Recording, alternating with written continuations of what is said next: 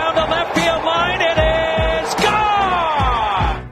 Live from the downtown Carmi studio, it's the Saturday Morning Sports Show. Live on 97.3 WRUL, 93.3 WROY, and online worldwide at WRUL.com. Good morning, sports fans, and welcome to the Saturday Morning Sports Show here on 97.3 WRUL, as well as online at WRUL.com and on 93.3 WROY. Cole Carter and Chris Myers with you. Want to thank all of our sponsors this morning. Little Giant Grocery Outlet, Rice Motor Company, Hale Body Shop, First Mid Bank and Trust, Wabash Christian Therapy, Bush & Associates CPAs, People's National Bank, Hamilton Memorial Hospital District, Rush Appliance and Furniture, Citizens National Bank of Albion, Nancy J. Winter CPA, Cherry Street Automotive, Farrell Hospital, Taylor Eye Care, Rorark Transport, Wabash General Hospital, and Invenergy Boomtown Solar.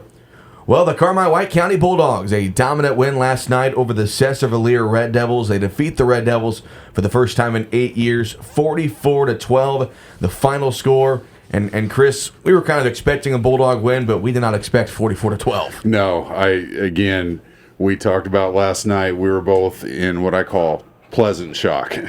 We had talked a week before that, this was going to be, without question, the first true test the Bulldogs had faced this year. The week prior, Sesser defeating Fairfield at home in a tight game. We know what Fairfield's been the past decade in this conference. So naturally, everyone had assumed that this was going to be a slugfest, a back-and-forth slugfest, and early on it kind of looked like it was going to be that way. But, the Bulldogs just took over with their normal dominant run performance, and to me, which we'll get to in a second, they did the thing that Coach Simon talked about, the extra caveat in there. They won the turnover battle, and they took advantage of one of those turnovers and made it and converted to a touchdown. So the Bulldogs just absolutely executed their game plan to basic perfection, and we expected a Bulldog victory. We believed in a Bulldog victory, but I did not expect a landslide Bulldog victory like we saw last night. Well, they started off about as good as you could. First drive down the field at about 6 plays. Draxonod runs it in from 47 yards out. They missed the 2-point play, so they lead 6-0 with only 90 seconds gone there in that first quarter. And then Sesser-Valier's taking the ball down the field. They're starting to put together a nice-looking drive. And then Isaac King steps in front of a pass, takes it back 53 yards for a pick six. All of a sudden, you're up 14-0. And you ask Coach Kurt Simon, we'll hear about in a second during the postgame show. That play, to me at least, seemed like made such a big difference to the ball game, from that being an 8-6 game or a 6-6 game to then the Bulldogs being up 14-0. Exactly. That play right there is what changed the game. Turnovers create momentum. They just simply create momentum.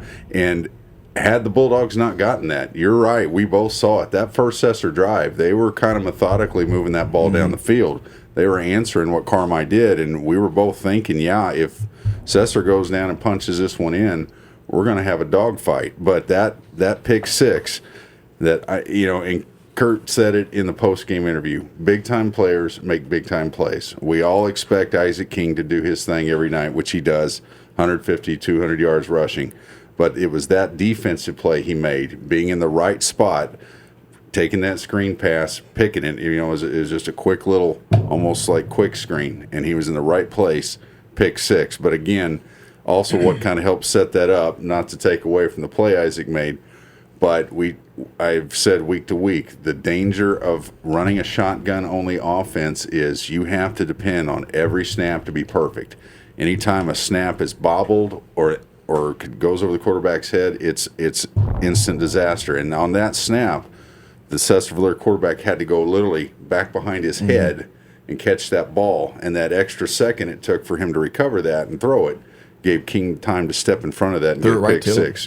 Pick six for the Bulldogs. So it was 14-0 at that point with about 8 minutes left in the first quarter. Both teams would swap punts. Nobody really had anything going, and then Carmi would score with 6:44 to play in the second quarter. After a turnover on downs, Carmi got it at their own 22. And it's funny, Chris, before that, after that stop, there was about 7 minutes left in that second quarter. We're saying, okay, all Carmi has to do, you don't even have to score here, but run out the clock. Sesser gets the ball to start the second half, put together a long drive, and hopefully score. Well, it took him one play. Isaac King took it 78 yards to the house. Carmi led 22-0 at that point. And then Sesser was able to find the end zone with 15 seconds left, a 42-yard touchdown run by Desmond Malone. And at that point, Chris, we were a little bit worried at halftime just because all the momentum seemed to be on Sesser-Valier's side. And again, they got the ball to start the third quarter of play, but and again, we were a little worried there at halftime. You know, and that's the thing. You always use the old adage, when you have the chance to kind of put your foot on the other team's throat, when you have it, you got to take advantage of that opportunity. And the Bulldogs were up 22-0 at that point. Going back to that long run by King, Sesser, the next couple series, you know, for most of the second quarter, late first, midway through the second quarter, they kind of stymied the Bulldogs on some drives. But you notice they had no safeties back. When I talk, most teams have been bringing 8, 9 guys in the box. They had 11. 11. We counted. I mean, there were 11 guys stacked at the line of scrimmage. So when you do that, yeah, you're saying we're going to stop your run. But if anyone gets behind your linebacker, so to speak, what we call the second level, if you bring the house and the line is able to turn just enough guys the right way, and the King breaks it, I mean, he's gone. And they took that risk. King busted, got that run. And you think, okay, 22-0. We talked about, all right, let's just get to half, not let them score. And then we were just like, then disaster struck. We say that. Malone got that long run around the end, which, you know, I thought. I went back and watched. That definitely was a block in the back. That's why I kind of, you heard me become a fan there for a second and yell block in the back, and it was blatant.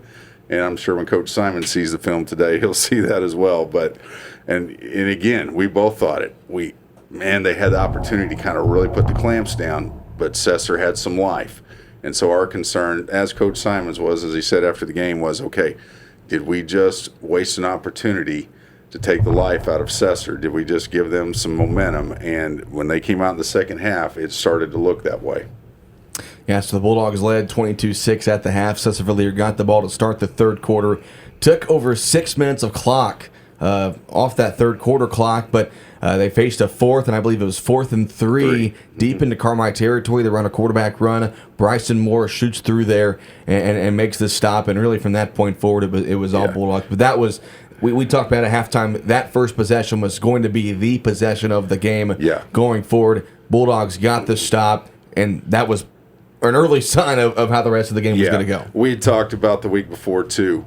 How will this team respond in a pressure situation? Because they have not had a pressure situation up until that point. And we got the answer. At 4th and 3, Bryson Moore, a 4-year starter. Again, folks, this kid has been starting since he was a freshman. Comes through, does what he does. He's a consistent, solid lineman, an unsung hero. He just gets the job done every week. Came up big on 4th and 3 and makes a stop, and that changed the game. We got our answer about this team. This team, their character, they fear nothing. They work hard, they fear nothing, they accept every challenge, and that moment in the game right there, it sealed it. I mean, you knew at that moment when the Bulldogs got that stop that, okay, I think they're going to take this one now, and that's what you expect out of your seniors, and that's what Bryson Moore did. Bulldogs got that stop and drove down the field. Draxon Odd capped off the drive with a 4-yard touchdown run. He would also run the 2-point play with 4:09 left in the third quarter. That made it a 30-6 ball game going into the final stanza. And Carmi would score 2 more times to really put the nail in the coffin. A 17-yard run by King. They missed the 2-point play. And then Warren Legg with a quarterback sneak, 2-yard touchdown run with the King 2-point conversion to make it 44-6 at that point. Sesser-Valier did score with 8 seconds left in the game to give us the final score of 44-12. In the stat department, Carmi outrushed Sesser-Valier, 41 carries for 381 yards. Sesser-Valier had 48 carries, 225 yards. But the big number to me, Chris, that you talked about, turnovers. Carmi just won, and that came on a bad snap when the JV offense came in there, so you take that with a grain of salt. But 3 turnovers for Sesser-Valier, and Kurt Simon said whoever wins a turnover battle is going to win the game, and the Bulldogs did both. They did, and it not only win the turnover battle, but if you convert turnovers to scores, you're going to put your team in position to win a football game, and they did just that with the pick six from Keem. And again, that play was the momentum changer in the football game, because if there was a couple moments in this game that drive in the first quarter when Sesser, they were methodically moving it. They started from about their 20, 30, and they're probably on our 35, 30-yard line too. Yeah. And you stop and think, if they convert that first drive, it's a 6-6, 8-6 game. We could have been maybe behind. But turnovers at critical times and converting them into points keeps your football team in position to win, and they did just that. Isaac King had 21 carries for 206 yards and 2 touchdowns. Jackson on 13 carries, 125 yards and 2 scores. Andrew Dotson had 3 carries for 33 yards. Caleb Sievers 2 carries for 13. Warren Legg ended up having 2 carries for 4 yards and a rushing touchdown for the Bulldogs. Legg was also 1 for 2 through the air, just 1 yard passing. And again, Warren didn't throw it much last night. Really didn't have to, and he was fine. And that was the other thing we asked. Okay, what if the Bulldogs' run game doesn't click like it normally does? What happens when they come against a team that can stymie them a little bit? Well, that didn't happen. And believe me, if you guys watch the game either live or live stream, or if you're listening, when I say and Cole say that Sesser put 11 men on the line of scrimmage, we're not kidding. There were 11 men stacked within 5 yards of that line of scrimmage after the first quarter on, and the Bulldogs were still moving the football. And again, it's just a testament to this offensive line, these experienced offensive linemen coming back, the 1-2 punch of King and Odd, along with Andrew Dotson in there, making some tough runs for him. If you can do what you do best, and if the other team's throwing everything they can to stop it, if you're facing an 11-man front and you can still run the football, you're going to have success. I don't care who you are, you're going to have success as a football team. And for Carmine to do that, it was just mind-blowing at times. Tackles-wise last night, Draxon had 7 solo, 5 assists, and 1 tackle for loss. King with 2 solo, 1 assist, 1 tackle for loss. Noah Pollard had 7 solo tackles. Tyler Gomat with 4, Landon Driscoll 3, Caleb Sievers 5, Drayton Vickers 3, Nate Brown, Nelson Ryder, Eli Bryant had 1 apiece, Bryson Moore with 2, Cade Stockton with 2, Andrew Dotson 4, Gavin Payton with 2, Jackson Staten with 1, Branton Stockton with 1, and Stone McGee with 2. Again, the Bulldogs defeat Sesser-Valier last night 44-12. This was head coach Kurt Simon after the big win. And a very happy Kurt Simon of that. Coach, that one had to feel good. Arguably the best win you guys have had in a while. It has been a while. It has been a while. Real proud of the kids' effort. Other than a little miscue right before the half, I thought our kids just really played. They played really good, tough, physical football. That's the kind of team we are, and they showed it tonight. We thought it was very important how you started the first half, how you started the second half. Obviously, jumping up by 22 points early is important, but we were getting a little worried there at halftime. They score, and they got the ball to start the second half, but you guys get that big defensive stop, and then it was all you guys from that point forward. And that's just it. Hopefully we can learn from that, because you can't let in a really explosive team back in it. If they're coming out in the second half and getting the ball, they score. It's a one-score game, and it can, how football games go. It's such an emotional high and low, and you get a home team that's on a high, and all of a sudden, they find a little something. So it was a big deal, and to come out and get that stop, and then of course Isaac breaks the big one, and so it was a good team effort by us tonight. Sharing microphones here, Coach. Before I get to my deep questions, I was going to say, you talk about every week. One thing that we stress that might be key tonight is creating a turnover. Isaac King, to me, the difference in that game was that pick six, because they had some momentum going on that drive. Yeah. And another little thing, just I tell folks at home, what created that to start, that snap was high. That created that just half second Isaac needed to step in front of that. And that's why, not to delve too far off track, that's why, to me, I tell folks, the shotgun, all that's the thing. But that's the risk in every time you're in that. Yeah. And that one bobble created that opportunity. But to me, you talked about it. You needed that play, and he made it. How critical did you feel that was when that happened? Well, it was big, and really, I mean, Isaac, good players make good plays. That's what they're supposed to do, and he made some great plays tonight, that being one of them for sure, early in the game to go up to 2 scores. We were doing a really good job getting pressure on the kid, too, so he was never settling in, throwing it anywhere. He was always, getting hurried or whatever, which helped, which is team defense. But when you get an opportunity to make that type of play, the really good ones make them. Yeah. I mean, we've seen – last week or the week before, I think we dropped 3 interceptions, and you don't do that. Yeah. You got to take advantage of every opportunity you get, especially in games like this when you're coming into the game knowing that there's a team that's just got just as many fast kids as you do, and they can score. I mean, they can score. Yeah, I think another phase tonight, if you could talk about. When you play these type of teams, Sesser's a team that comes out literally a different formation every snap. I mean, they could be a double wing, they could be spread. But what I thought was impressive about your defense tonight, talk about the effectiveness of your secondary, especially a young man, Caleb Siebers, I noticed come up, was playing defensive end on some plays, did a really good job keeping us contained. But to me, your linebackers, not to credit one group, but I mean, I felt that your secondary did a really good job tonight of containing, not letting anything get too far outside. They did, and we had some young kids on the edge there too. I mean, Caleb Siebers, this is his first year starting. Yeah.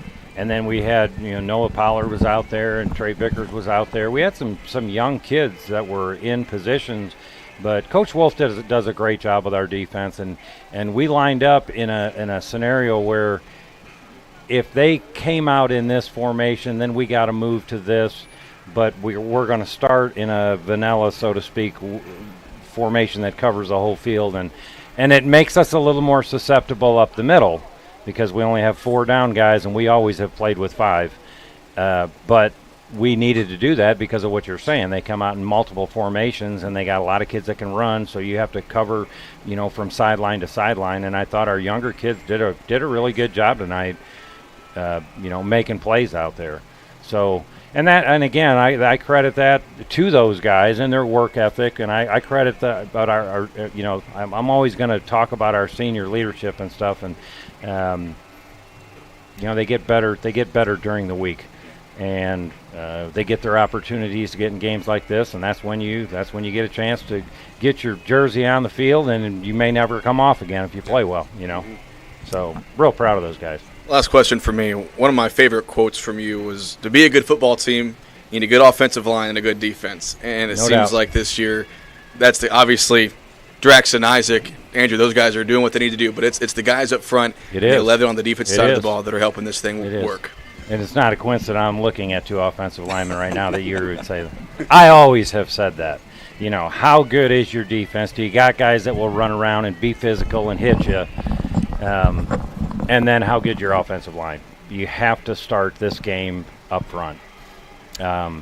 We've got a group of kids that I took 9 of them to lineman camp the last 3 years, some of them the last 3 years, a couple of the seniors, Bryson Moore and Chase Pringle, and the other guys have been to. They care about it, and they work really hard in the weight room. They got themselves, they built their bodies up over the last couple of years in the weight room, and it's paying off, and it's showing now.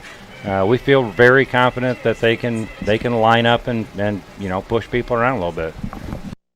That was Kurt Simon again. The Bulldogs win it last night, 44-12. Big road win down in Sesser-Valier. One of the biggest wins in a few years for the Bulldogs. They moved to 3-0 for the first time since 2016. And Chris, one thing we forgot to mention before we heard from Coach there was the defensive side of the ball for the Bulldogs last night. Just dominant. Only allowed 6 points. That last score at the end of the second quarter. And really all 3 weeks this year they've been great. Yeah, I mean, honestly, the starting defense, that was the first touchdown they allowed this season. Yeah. And to me, as much as we talk about Isaac King and what he means to our offense, Drax Odd, as a senior, has been the leading tackler and the captain of this defense. And what he does so effectively is how he reads plays, how he, what I call, shoots the gaps when they're there and just comes in untouched and makes plays in the backfield. He's truly the senior leader. They call your linebacker is what you call the quarterback of your defense. Mm. He's in the middle. He's looking to the sideline, calling the defense that was relayed from the sideline. He needs to know where everyone's supposed to be If some linemen are out of position, he needs to say, bump over. That's your quarterback out there on the defensive side, and he has just been excellent there. And not only him, I mean, the entire Bulldog defensive line, but a couple of young men that really stood out last night to me, some youngsters. Caleb Siebers, like Kurt said, his first full year as a starter was right behind Odd in tackles last night. I think he was second in tackles. And another young man that we noticed made some big plays, Noah Pollard, a sophomore, coming up in a big game like that.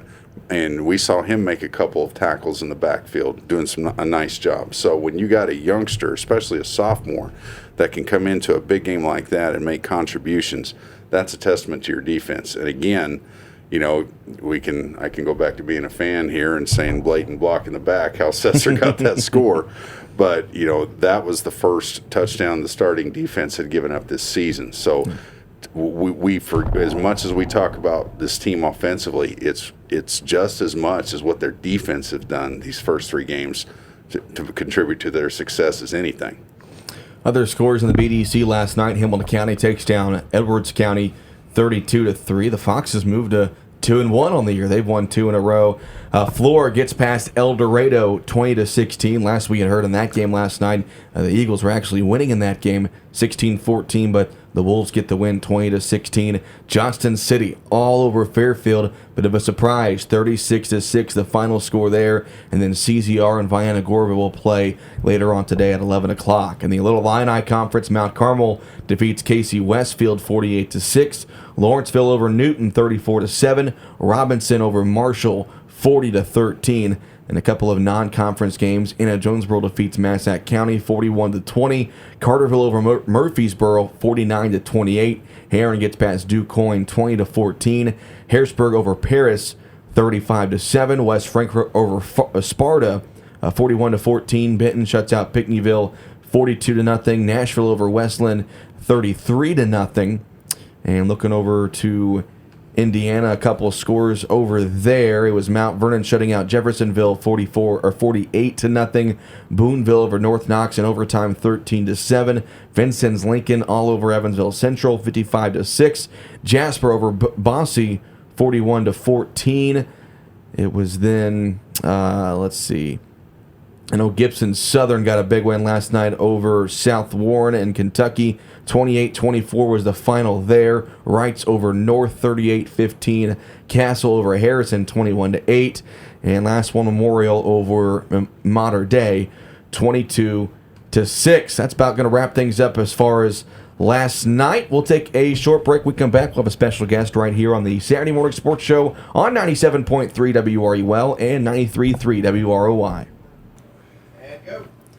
Welcome back to the Saturday Morning Sports Show here on 97.3 WRUL and 93.3 WROI. Big thanks to J.C. Tinsley across the hall getting us on the air.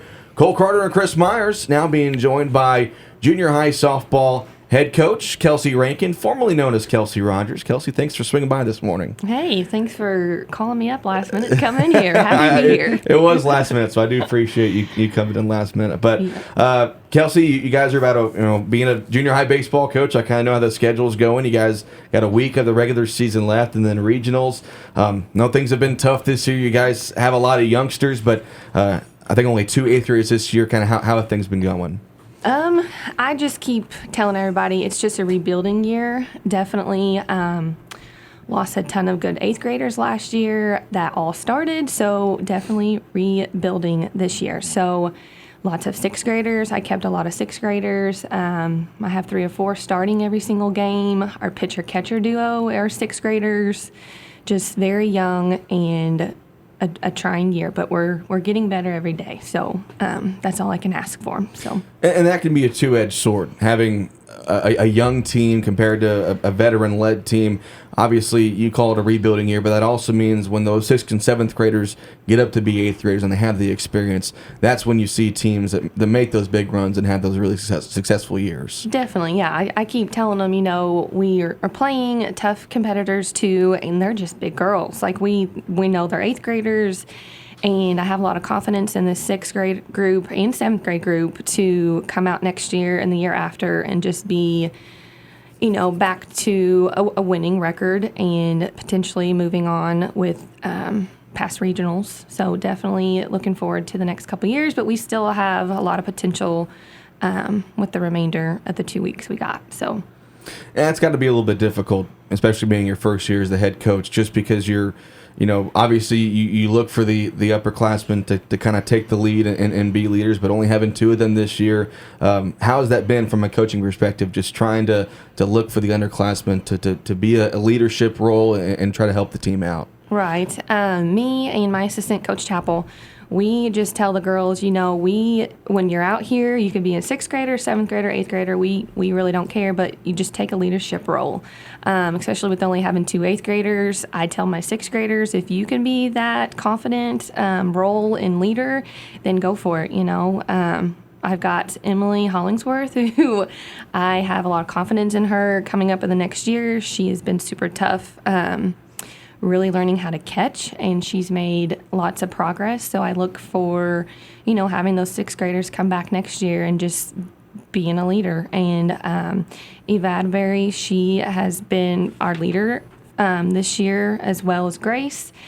Eva is a tough cookie, let me tell you, because she had a concussion Saturday.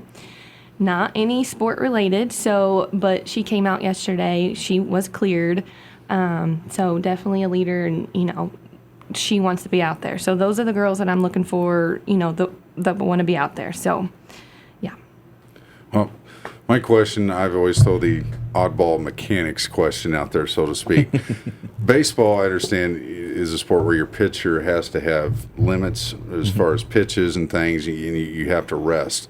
Now, correct me if I'm wrong, a softball, if you got one girl who can throw, you could literally pitch her every game, right? Because the mechanics, there's not the stress on the shoulder. Yeah, since it's underhand. I mean, they probably look real into it. It could be where they shouldn't pitch that much. But, when I was in school, it was Bailey Winters and Coach Chappell, too. She was the same way. We had one pitcher. And we have various pitchers, but our one right now, the most, has been Addie Corson. But we have a lot of potential with, Maggie Pierce and Ava Ballard and a lot of others. So, but definitely, it's been Addie Corson just pretty well every game. But, there's no technical restrictions like baseball. There's no pitch count that they can, hit and have to sit out for so long. Gotcha. So. Must be nice. Yes, yeah. I think sometimes, maybe the younger kids, I agree with it, but now the pros are doing it. And anyway, I digress. No, it's for a reason, obviously. Pitch counts for guys getting $15 million a year is kind of ridiculous, but that's my opinion. But you mentioned your playing career. You were a standout player here at Carmi Whitten, played at John A. Logan. How was your playing career? How has that kind of influenced you as becoming a coach?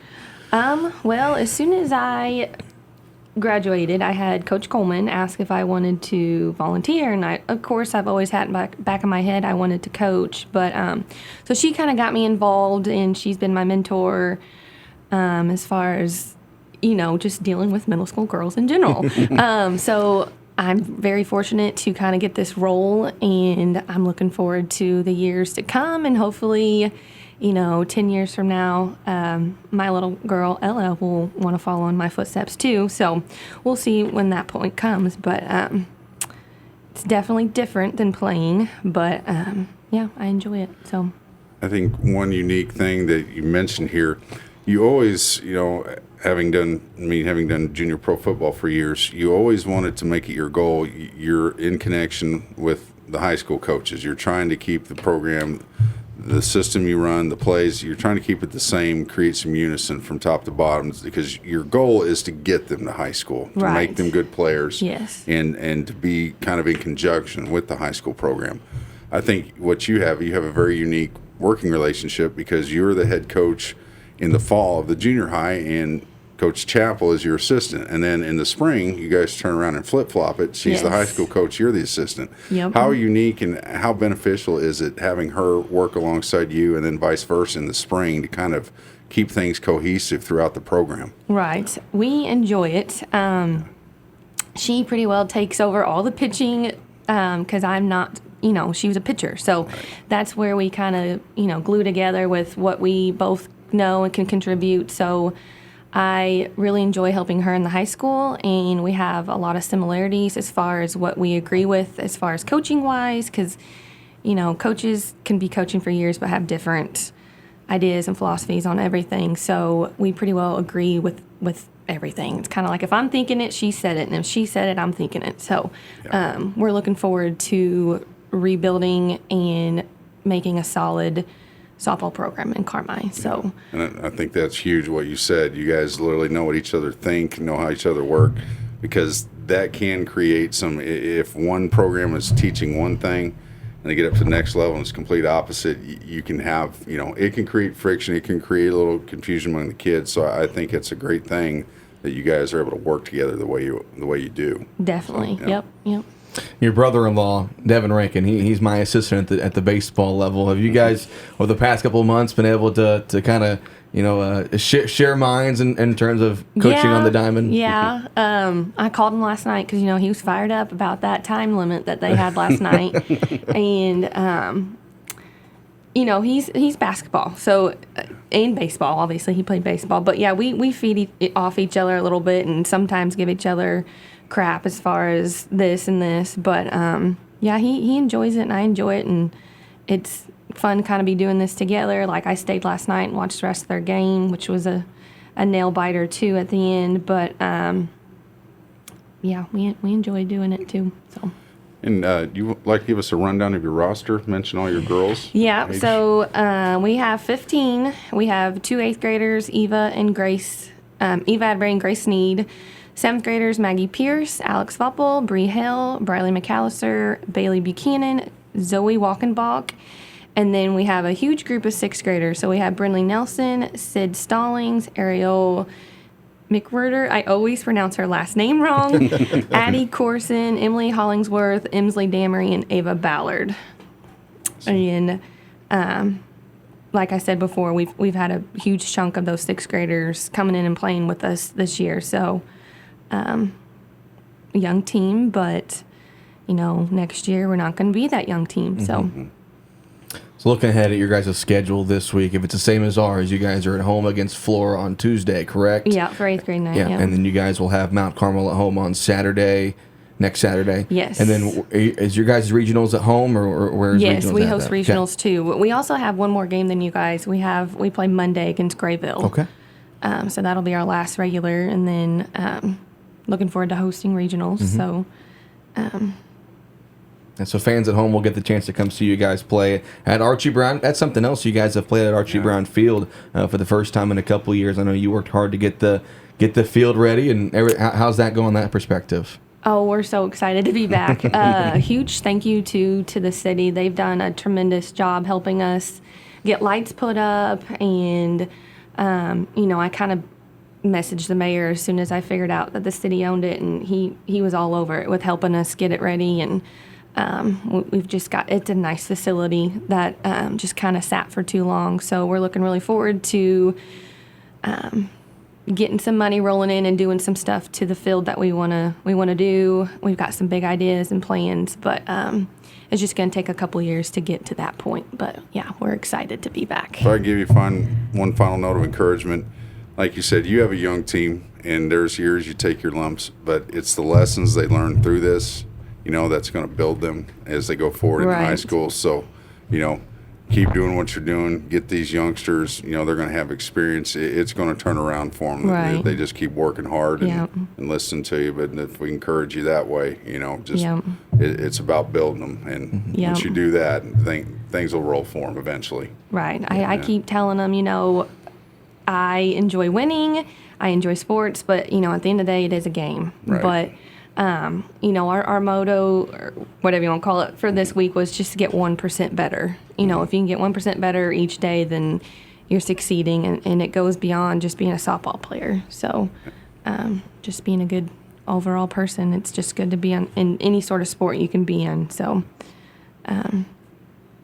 excellent. Yeah, that's excellent. The future is bright for you guys. I'm looking forward to see how things pan out with these youngsters over the next couple of years. Keep doing what you're doing, Kelsey. You're doing a great job. And again, thanks for swinging by this morning on such late notice. Yes, thank you. I'm going to leave it with, if you guys have free time, when we host regionals, come out, watch the boys, watch the girls. It's a huge fundraising thing for us with concessions. We're going to have lots of stuff. So Archie Brown, and then obviously boys are at Bradshaw. So. And that will be September 22nd, a Thursday, and then it will be that following Saturday morning. So it should be 3 games total, 2 Thursday afternoon, and then 1 last Saturday morning. So Kelsey's right. If you guys looking for something to do those 2 days, we'll have some great baseball games and softball games going on there at Bradshaw Park and Archie Brown Field. So come on out and support both teams. But again, Kelsey, thanks for swinging by, and we'll talk to you soon. All right, thanks. We'll take another short break right here on the Saturday Morning Sports Show on 97.3 WRUL and 93.3 WROY. It's the Saturday Morning Sports Show here on 97.3 WRUL and 93.3 WROY. Big thanks to Kelsey Rankin swinging by and chatting with us for a few minutes about junior high softball. Their season coming to a close here over the next couple of weeks, as well as junior high baseball. This is their final week of the regular season coming up, and then regionals begin play. I also want to say a big thanks, and I'm sure Chris can relate to this too, but a big thanks to everyone who has been watching our WRUL Sports live stream of the Carmi football games over the past couple of weeks. Nothing but kind words from everybody. We had a couple of internet problems last night, but we worked through them, and the support has been fantastic. So we appreciate everybody tuning in and the kind words from me and Chris in that department. Yeah, absolutely. We appreciate all the kind words. I think it's just so cool that technology is now at the point where, people can literally watch the game from their homes, just like you're watching on TV. Just keep in mind, every now and then it is internet. It's not like the TV networks with the big satellite trucks sitting there getting live feeds. So maybe one day. Maybe we'll get to that point. But yeah, with the internet, you know how internet goes. But yeah, it has been. We've just been overwhelmed with the kind compliments, and it's just a joy that we can have that type of technology to bring folks a live feed like Absolutely. that. And blessed with great people that do that every week and do the technology. So.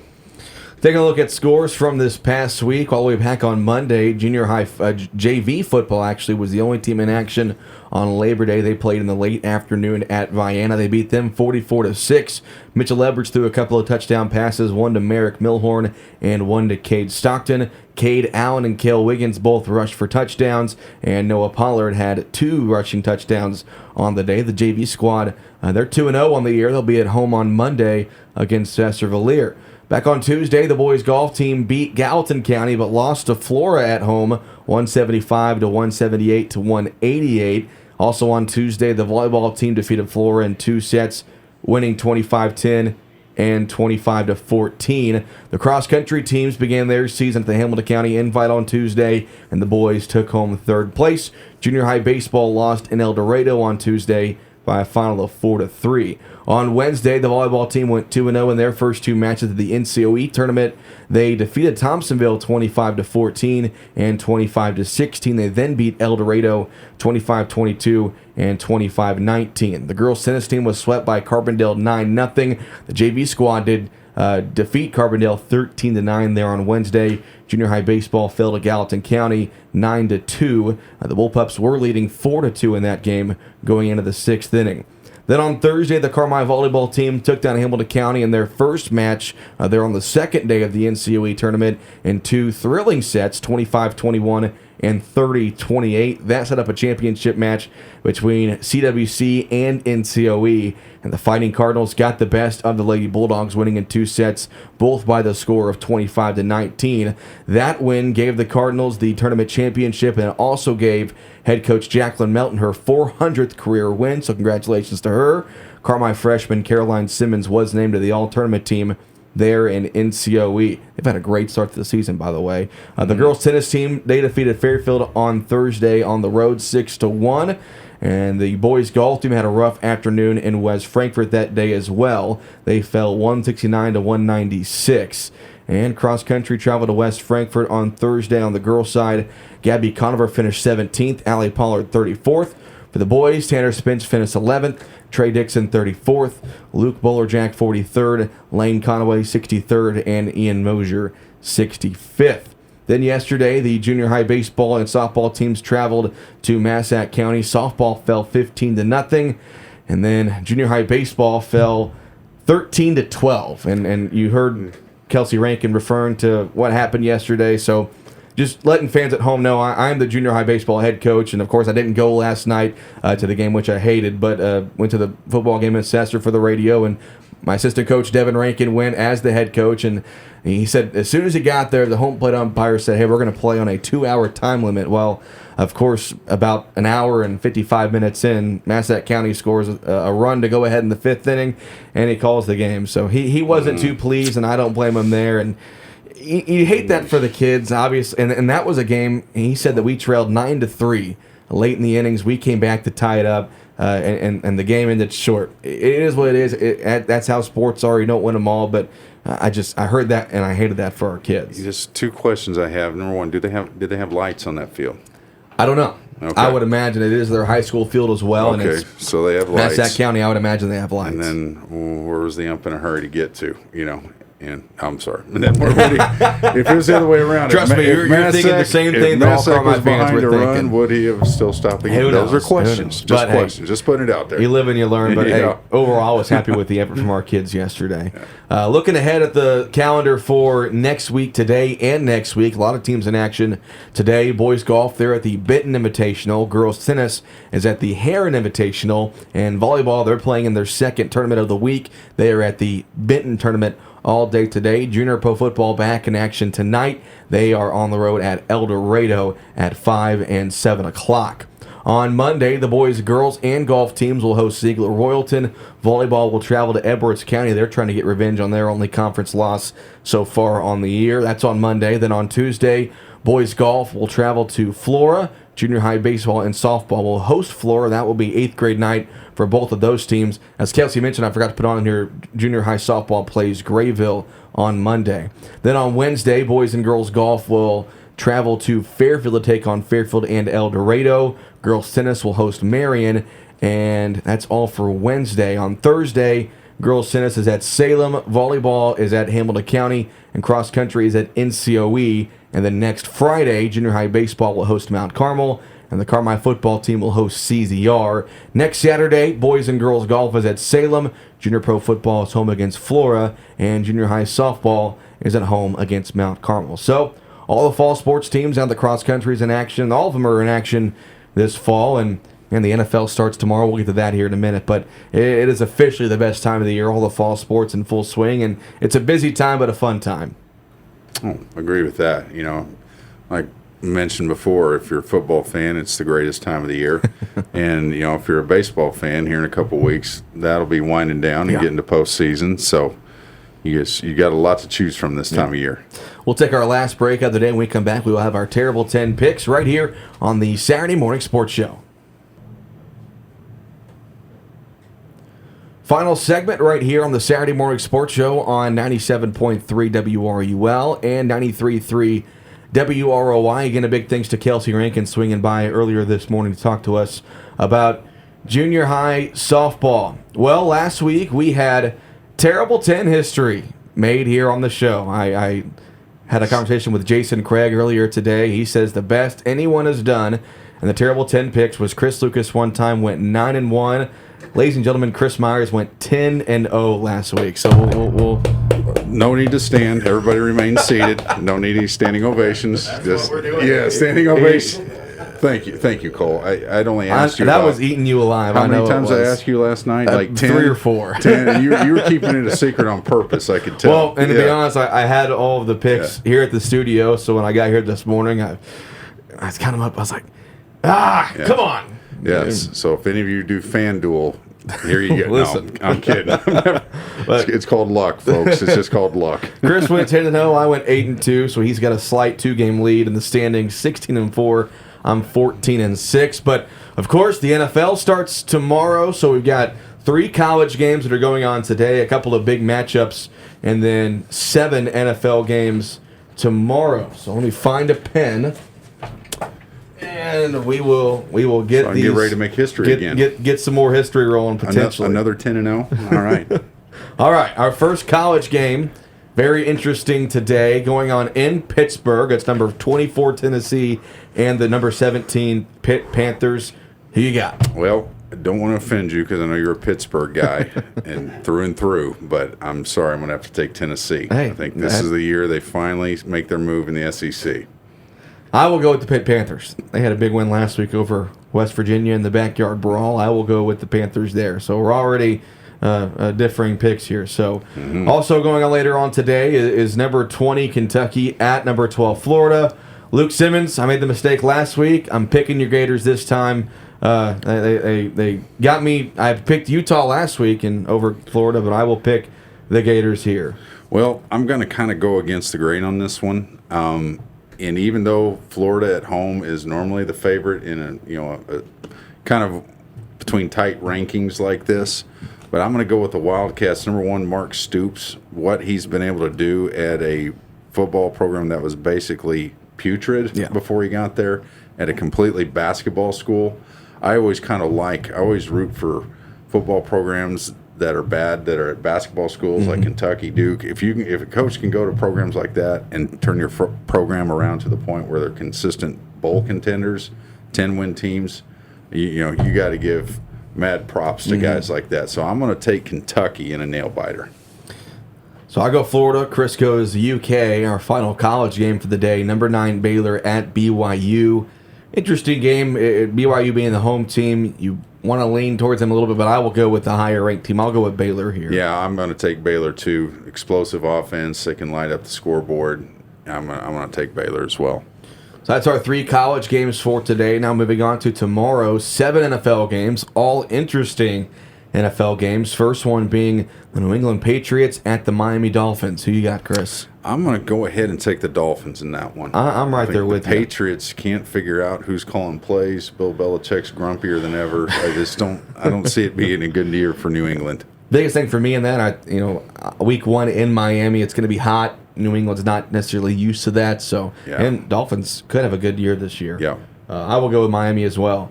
Also, an interesting matchup, Baker Mayfield taking on his former team, the Cleveland Browns, at the Carolina Panthers. I'm going Panthers here. I am too. I'm going to agree with you and go with Panthers on that one. That's one of those revenge games here, here starting out the first week. Jaguars at Commanders, 2 teams that weren't fantastic last year by any means. I'm going to go ahead and go with old Riverboat Ron Rivera and the Commanders on this one, even though, you're kind of wondering Carson Wentz, can he find any success anywhere? Jaguars' new coach, the guy who's former Eagles head coach came and took over, probably brings some stability, but I think they're still probably a year or 2 away from being competitive. Yeah. I'll go Commanders as well because it's in Washington, and Wentz usually has a good start to the season. Next game, Green Bay Packers at the Minnesota Vikings. Of course, Packers just don't impress me in any aspect of the roster. That whole division doesn't impress anybody. Honestly, the NFC North is between the AFC East and the NFC North, which is the worst division in football. I'm going to just go ahead and go with the Packers simply because of Aaron Rodgers. I'm going Vikings here. In Minnesota, it's a tough place to play. Yeah. It is a noon game, so Kirk Cousins is going to be feeling good. Yes. I will go with the Vikings here. You like that? Out of the late afternoon games, it's the Las Vegas Raiders at the LA Chargers. The Chargers, if you recall, were my AFC Super Bowl pick a couple weeks ago. With the way the Bills played last week, I completely recall that decision, but I will go with the Chargers in this one. The Chargers are a team that a lot of people like this year, and their quarterback is another tremendous player that's really emerging, and their defense. They had a big signing. I think was it Khalil Mack they added. Yep. Okay, they signed him to go with Bosa. So a lot of people are thinking the Chargers are kind of the sleeper out there in the AFC West this year. So shout out to a good friend of mine, Mark Epperson, who is the most diehard Raiders fan you'll ever meet. But I'm gonna have to go against the grain and disappoint him a little, so I'm going to go with the Chargers. Okay, going with the Chargers here. Last 2, we'll get through these really quick. Chiefs at the Cardinals. Cardinals always start the year off right. Chiefs won't be as good as they have been. I'm going Cardinals here. Oh wow, I'm still going to go Chiefs. You still got Patrick Mahomes, and I understand in his prime. that. Patrick Mahomes in his prime. Andy Reid on the sidelines. I still think the Chiefs are a contender. Last one, this will be tomorrow night. Buccaneers at the Cowboys. I'm going Cowboys here. I'm going Buccaneers, and just because I can never root for the Cowboys. I'm sorry. I know I've made a lot of people mad right then and there, but yeah. Got to go with Tom Terrific one more time. There's our terrible 10 picks. If you've got your FanDuel or DraftKings app and you're listening to Chris, you're probably better off than listening to me. But hey, that's going to wrap things up this morning. Do want to thank all of our sponsors one last time before we hit the road. Little Giant, Rice Motor Company, Hell Body Shop, First Mid Bank and Trust, Wabash Christian Therapy, Bush and Associates CPAs, People's National Bank, Hamilton Memorial Hospital District, Rush Appliance and Furniture, Citizens National Bank of Albion, Nancy J. Winters CPA, Cherry Street Automotive, Farrell Hospital, Taylor Eye Care, Roark Transport, Wabash General Hospital, and Invenergy Boomtown Solar. Again, a big thanks to Kelsey Rankin swinging by this morning. Coming up at 10 o'clock is the Little Egypt Showcase with Luke Nelson here on 97.3 WRUL. Back to your tunes on 93.3 WROY. So big thanks to J.C. Tinsley across the hall. For Chris Myers, I'm Cole Carter. We'll talk to you next weekend.